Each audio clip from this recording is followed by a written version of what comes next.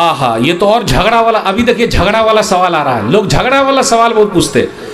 فطرہ صدقہ اناج ہے یا روپیہ؟ یہ جھگڑا والا سوال ہے اور ہر سال پوچھتے ہیں اور ہر مولانا سے پوچھتے ہیں. یہ جتنے سوال آپ نے پوچھا ہے سب مولانا سے پوچھ چکے ہیں. پوچھے کہ نہیں پوچھے؟ صحیح بولیے گا. پوچھے کہ نہیں پوچھے؟ یہ جھگڑا والا سوال ہے. جھگڑا. یہ مولانا کیا بولتے ہیں؟ دیکھیے صدقہ فطر میں اصل ہے اناج. اصل پہلے بول دے گا. اصل کیا چیز ہے؟ اناج دینا ہے. یہ اصل ہے. کچھ علماء نے کہا ہے کہ مجبوری میں روپیہ بھی دے سکتے، لیکن اصل کیا ہے؟ اناج دینا ہے. اس پر میری ایک ویڈیو بھی ہے. یعنی میں ہمیشہ سب کو بولتا ہوں اناج دو اناج دو اناج دو، لیکن اگر کبھی ضرورت پڑ گئی تو کچھ علماء یہ کہیں کہ دیا جا سکتا ہے. تو میرا جملہ یاد رکھیے گا، دینے کی گنجائش ہے، لیکن اصل کیا ہے؟ اناج ہی دینا ہے. اب یہ مت پکڑ کے بولیے گا کہ مولوی صاحب نے بول دیا کہ پیسہ دے دو. ایسا نہیں. اصل ہے اناج دینا ہے، لیکن اگر کبھی کوئی مجبوری ہے تو کچھ علماء نے کہا گنجائش ہے، دیا جا سکتا ہے، لیکن اصل اناج دینا ہے. اور اناج کا جہاں ہم سب کو ملا ہوا ہے تو اناج سے فائدہ اٹھائیے. دوسری طرف کہاں کو جائیے گا؟ اناج کا بات بول دیجئے کہ کھانے کے. ہاں اناج کا مطلب ہوتا ہے کھانے کا سامان، جیسے گیہوں چاول. ایسا بولتے رہیے آپ. جو ہے نا ہم لوگ کھاتے ہیں نا، تو وہی گیہوں چاول اسی میں سے دے دینا ہے فطرہ. صحیح ہے نا؟ ہاں مجبوری میں اگر کبھی کچھ ہو گیا تو پیسہ بھی دیا جا سکتا ہے مجبوری میں. حضرت خدیجہ رضی اللہ تعالیٰ عنہ کو دفن کس نے کیا تھا یا کیسے دفن کی گئی تھی؟ قرآن اور حدیث میں اس کا ذکر نہیں ہے.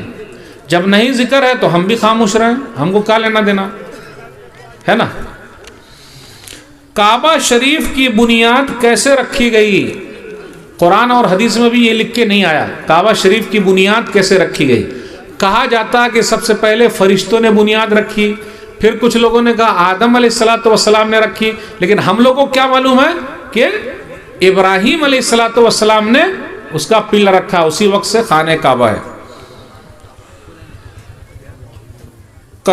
قبرستان میں زیادہ لوگ ہونے کی وجہ سے برتن میں مٹی لے کر برتن میں ڈال کر قبر میں ڈالنا جائز ہے یا نہیں؟ تو وہ 3 لب لے کے ڈال دیجئے. کئی لوگوں کا ایک ساتھ بھر جائے گا تو ایک ساتھ لے جا کے ڈال لینے کا. سمجھ گئے نا؟ 3 لب کر کے بھر کے ڈال دیجئے. لیکن بہتر وہی رہے گا کہ جن کا ہو گیا وہ دعا کر کے یا سائیڈ ہوتے ہوئے مٹی دے کے چلتے رہیں تاکہ دوسروں کو موقع ملتا رہے. تو یہ زیادہ بہتر ہے، لیکن اس کی بھی گنجائش ہے کیونکہ وہ دھکم دھکا زیادہ ہوگا. اس سے بچنے کے لیے ایک سوال یہ ہے کہ قبرستان بھر گیا، اس قبرستان میں مٹی بھر سکتے ہیں؟ بالکل بھر سکتے ہیں، تاکہ دوبارہ سے پھر اس کے اوپر قبر ہو. کیونکہ ابھی جو قبرستان ہے ہو سکتا ہے اس سے پہلے قبرستان رہا ہو، اور کتنی قبر کے اوپر سے لوگ نکلیں گے تو وہ تو ہونا ہی ہونا ہے. کس سے بھریں؟ ٹریکٹر سے، ٹرالی سے بھر سکتے ہیں. اچھا مٹی کیسے بھریں؟ مٹی بھرنے کا جو طریقہ ہو سکتا ہے قبر کو بچا کے بھرنا ہے بھائی. قبر کو بچا کے بھرنا ہے. یعنی پیر ہمارا اس پہ نہیں جانا چاہیے. یہ احتیاط ہو، وہ احتیاط کریں. گاڑی کو آپ منہ پر لے آئیے اور سیدھا سر پر لیجئے اور اس طرح کرتے بھر لیجئے. کوشش کریں گے تو ہو جائے گا انشاءاللہ. اب آخری بات، باہر جا کر غیر مسلم کے ہوٹل میں کھا سکتے ہیں کیا؟ گوشت کھا سکتے ہیں. تو اگر حلال مل رہا ہے کھانے کا، جیسے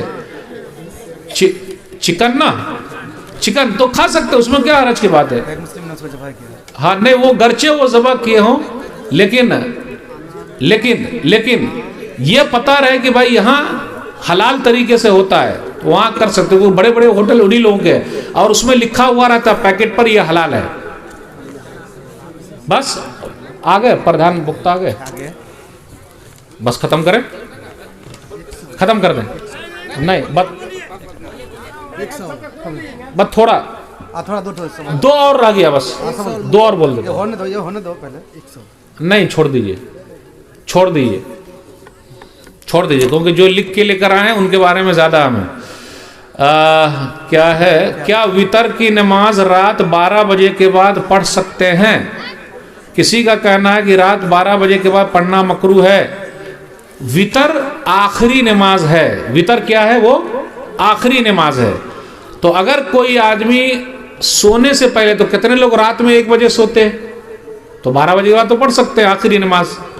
या फिर कितने लोग ऐसे हैं कि जो तहज्जुद पढ़ते हैं, तो जब तहज्जुद पढ़ते हैं तो वो 10 बजे सो जाएंगे या 9 बजे सो जाएंगे, फिर 2 बजे 3 बजे उठेंगे, तो उनको आखिरी नमाज तहज्जुद पढ़नी पड़ेगी, तो पढ़ सकते हैं, उसमें कोई हरज की बात नहीं। आखिरी सवाल लग गया, कोई सफ के पीछे अकेला नमाज पढ़ सकता है, उसका क्या तरीका है? आप देखिए सफ लगी हुई है, एक सफ, वो आदमी आया तो पीछे अकेला खड़ा हो गया, अकेला खड़ा हो गया। अब जब अकेला खड़ा हो गया तो अकेले नहीं खड़ा होना चाहिए, पीछे कुछ लोग वजू बना रहे होंगे तो वो इंतजार में रहे कि वजू बना के आ जाए, या उसको ये लगे कि लोग वजू बना रहे हैं तो अगर शामिल होना चाहे हो सकता। उसका तरीका ये होना चाहिए था कि साइड से भी लोगों को पीछे किया जा सकता है, साइड से, लेकिन ये सब मसले मसाइल पहले बताना पड़ेगा, वरना क्या होगा, सीधा लोगों को खींच लेंगे तो वो आपको ही मार देगा, ये क्यों खींच रहा, मेरी नमाज को खराब कर दिया, क्योंकि उनको मसला नहीं मालूम है। आज मैंने नमाज पढ़ाया, हाफिज साहब थे, तो मैंने बोला मैं कसर पढ़ूंगा, यानी मैं मुसाफिर हूं, तो अब तक सुनते आते थे कि मुसाफिर अगर कोई नमाज पढ़ाएगा तो 2 पढ़ाएगा जोहर को, फिर बाद में सब लोग उठ के अपनी 2 कर लेंगे, ये मसला।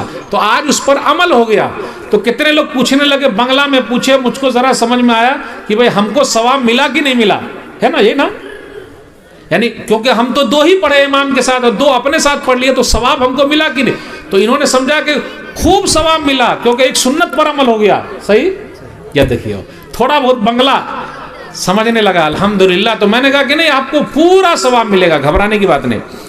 तो इससे क्या पता चला कि अकेले नमाज नहीं पढ़ना चाहिए। लेकिन अब मसला ये है कि इमाम साहब बैठ गए, सलाम फेरने वाले, तो क्या करेंगे, तो कहीं कोई जगह तो है नहीं, इसलिए उनको बैठना पड़ेगा, तो मजबूरी है ये, तो वरना फिर उसकी जबान छूट जाएगी।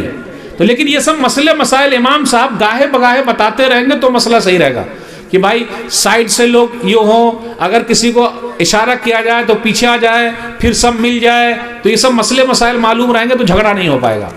हाज़माइंदी वल्लाहु आलम। ये क्या है, जो शादी में रुपया, हाँ, जो शादी में रुपया पैसा यानी दहेज लेते हैं वो शादी पढ़ा सकते हैं मौलाना, ये कैसे है, ये कैसे है? हाँ, निकाह पढ़ाना तो जायज़ है ना भाई, शादी में 2 ही चीज़ है, एक है निकाह पढ़ाना और निकाह है, और मुहरदैन देना और वलीमा करना। तो निकाह तो इस्लामी चीज़ है, तो निकाह पढ़ाने का क्या। हाँ, बाइकाट कैसे कर सकते हैं, डीजे बजाएगा, दान दहेज लेगा, तो उनको डरा धमका सकते हैं, भाई हम ऐसा निकाह नहीं पढ़ाते हैं, क्यों ले रहे हो, वापस करो। लेकिन निकाह पढ़ाना तो जायज़ है, क्योंकि वो गलत काम नहीं कर रहा है, वो सही काम कर रहा है। अलबत्ता उसने गलत काम किया है, तो ये क्यों सही चीज़ को छोड़ देगा। उस वक्त भी इमाम साहब को चाहिए कि निकाह पढ़ाते वक्त लोगों को समझा दे, भाई दान दहेज मत लीजिए, इनका काम है समझाना, जबरदस्ती नहीं कर सकते इमाम साहब। हाज़माइंदी वल्लाहु आलम। बस एक ही सवाल है। हाँ, यही है, हाँ ठीक है, चलिए इंशाल्लाह फिर मिलेंगे।